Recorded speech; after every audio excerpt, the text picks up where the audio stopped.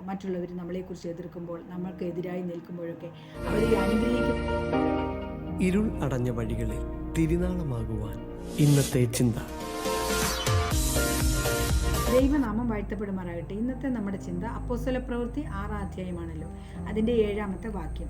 ദൈവവചനം പരന്നു, യെരുശലേമിൽ ശിഷ്യന്മാരുടെ എണ്ണം ഏറ്റവും പെരുകി, പുരോഹിതന്മാരിലും വലിയൊരു കൂട്ടം വിശ്വാസത്തിന് അധീനരായി തീർന്നു.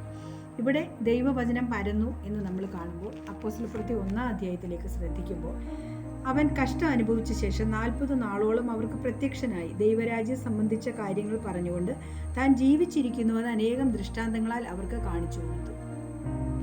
അങ്ങനെ കർത്താവായ യേശു ക്രിസ്തു താൻ ജീവനോടെ ഇരിക്കുന്നെന്ന് ശിഷ്യന്മാർക്ക് കാണിച്ചു കൊടുക്കുന്ന നിമിത്തം ഈ ശിഷ്യന്മാർ കർത്താവായ യേശു ക്രിസ്തുവിനെ കുറിച്ചും സുവിശേഷത്തെക്കുറിച്ചും അനേകരോട് പറയാൻ ഇടയായിത്തീർന്നു. അനേകർ ഈ യേശുവിലേക്കും ഈ സുവിശേഷത്തിലേക്കും ആകർഷിക്കപ്പെടുവാനിടയായിത്തീർന്നു.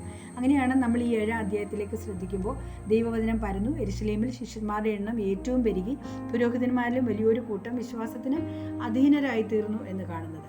അങ്ങനെ ഇരിക്കുമ്പോൾ പരിശുദ്ധാത്മാവും ജ്ഞാനവും നിറഞ്ഞ സ്റ്റെഫാനോസ് എന്ന വ്യക്തിയും ഈ കർത്താവായ യേശു ക്രിസ്തുവിൻ്റെ സുവിശേഷം മറ്റുള്ളവരോട് പറയുവാൻ ഇടയായിത്തീർന്നു. അനേകരിത് ശ്രദ്ധിക്കുവാൻ ഇടയായിത്തീർന്നു. അങ്ങനെ കർത്താവായ യേശു ക്രിസ്തുവിൻ്റെ ഈ സുവിശേഷം സ്റ്റെഫാനോസ് പറയുമ്പോൾ ചിലരൊക്കെ സ്റ്റെഫാനോസിനോട് എതിർക്കുവാൻ ഇടയായിത്തീർന്നു. എന്നാൽ സ്റ്റെഫാനോസിനോട് തർക്കിച്ച് ജയിക്കുവാനൊന്നും അവർക്ക് കഴിഞ്ഞില്ല. അങ്ങനെ ഇരുന്നപ്പോൾ അവർ വേറെ ഉപായം പ്രയോഗിക്കുവാൻ ഇടയായിത്തീർന്നു. ചില പുരുഷന്മാരെയൊക്കെ വശത്താക്കിയിട്ട് മോശയ്ക്കും ദൈവത്തിന് വിരോധമായി ഇവൻ പറയുന്നു എന്ന് പറഞ്ഞ് സ്റ്റെഫാനോസിനെ ന്യായാധിപ സംഘത്തിൻ്റെ മുൻപിലേക്ക് കൊണ്ടുവരികയാണ്. അവിടെ കൊണ്ടുവന്ന് കള്ളസാക്ഷികളെ നിർത്തിയിട്ട് പറയുന്നു. അതിൻ്റെ 14-ാമത്തെ വാക്യത്തിൽ കാണുന്നു, ആ നസ്രയനായ യേശു ഈ സ്ഥലം നശിപ്പിച്ച് മോശ നമുക്ക് ഏൽപ്പിച്ച മര്യാദകളെ മാറ്റിക്കളയുമെന്ന് അവൻ പറയുന്നത് ഞങ്ങൾ കേട്ടെന്ന് പറയിച്ചു. അപ്പോൾ ഈ പുരുഷന്മാരിത് കേട്ടെന്ന് ഈ ന്യായാധിപ സംഘത്തിൻ്റെ മുൻപിൽ പറയുകയാണ്. അപ്പോൾ ഈ ന്യായാധിപ സംഘത്തിലുള്ളവർ ഈ സ്റ്റെഫാനോസിൻ്റെ മുഖത്ത് നോക്കിയപ്പം ആ മുഖം ഒരു ദൈവദൂതൻ്റെ മുഖം പോലെയായി തീരുവാൻ ഇടയായിത്തീർന്നു. അവിടെ കൊണ്ട് 6-ാം അധ്യായം അവസാനിക്കുകയാണ്. പിന്നെ 7-ാം അധ്യായത്തിലേക്ക് നമ്മൾ ശ്രദ്ധിക്കുമ്പോൾ ഇതിൻ്റെ മറുപടിയായിട്ട് സ്റ്റെഫാനോസ് വലിയൊരു പ്രസംഗം നടത്തുകയാണ്. അബ്രഹാമിൻ്റെ കാര്യം മുതൽ ഇങ്ങോട്ട് ഇതുവരെയുള്ള എല്ലാ കാര്യങ്ങളും ഒരു പ്രസംഗം തന്നെ നടത്തുകയാണ്.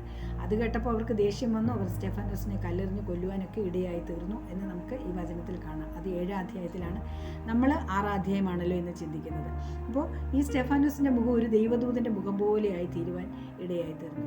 പ്രിയമുള്ളവരെ, ഇവിടെ നമ്മൾ എന്താണ് മനസ്സിലാക്കുന്നത്? നമ്മളെക്കുറിച്ചും മറ്റുള്ളവരില്ലാത്ത കാര്യങ്ങൾ പറയുമ്പോൾ എങ്ങനെയാണ് നമ്മുടെ മുഖം, അവരോട് എങ്ങനെയാണ് നമ്മുടെ ജീവിതം, നമ്മൾ അത് വെച്ച് തുലനം ചെയ്യുമ്പോൾ നമ്മളെക്കുറിച്ച് മറ്റുള്ളവർ എന്തെങ്കിലും നമ്മൾ ചിന്തിക്കാത്ത കാര്യങ്ങളോ നമ്മൾ ചെയ്യാത്ത കാര്യങ്ങളോ ഒക്കെ പറയും. പ്രത്യേകിച്ച് സുവിശേഷ നിമിത്തവും ദൈവവേല സംബന്ധവുമായിട്ട് അനേകർ ദൈവവേലയ്ക്ക് വേണ്ടി സമർപ്പിക്കപ്പെട്ട് ഇറങ്ങിയിട്ടുള്ളവരാണ്.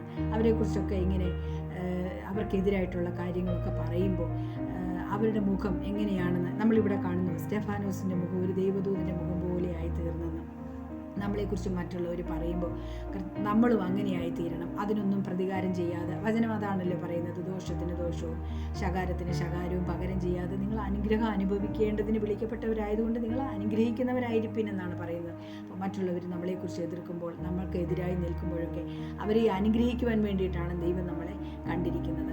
അതുമാത്രമല്ല, ഇത് കേൾക്കുന്ന ആരെങ്കിലും ഈ യേശുവിനെക്കുറിച്ചോ ഈ സുവിശേഷത്തെക്കുറിച്ചോ കേട്ടിട്ടില്ലെങ്കിൽ ഈ കർത്താവായ യേശു ക്രിസ്തുവിനെ അറിയുവാൻ ഇടയായിത്തീരണമെന്നുള്ളതാണ്.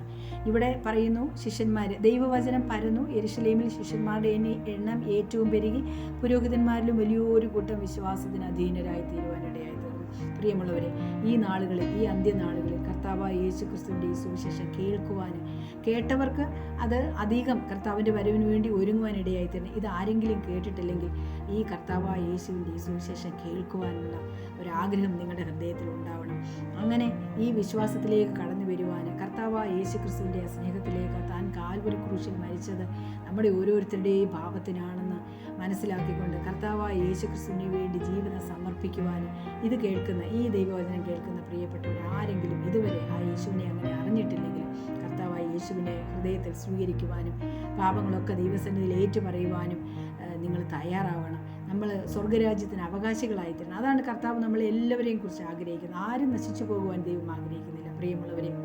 അതുകൊണ്ട് കർത്താവായ യേശു ക്രിസ്തുവിൽ വിശ്വസിക്കുകയും ആശ്രയിക്കുകയും കർത്താവ് മാത്രം ഏക രക്ഷിതാവെന്ന് ഉറച്ചുകൊണ്ട് രക്ഷയുടെ അനുഭവത്തിലേക്ക് കടന്നു വരികയും കർത്താവിൻ്റെ കൽപ്പനകളെ അനുസരിക്കുകയും ചെയ്ത് ആ സ്വർഗരാജ്യത്തിന് അവകാശികളായി തീരുവാൻ കർത്താവ് നമ്മളെല്ലാവരെയും സഹായിക്കട്ടെ, നമ്മളെ ഓരോരുത്തരെയും സഹായിക്കട്ടെ.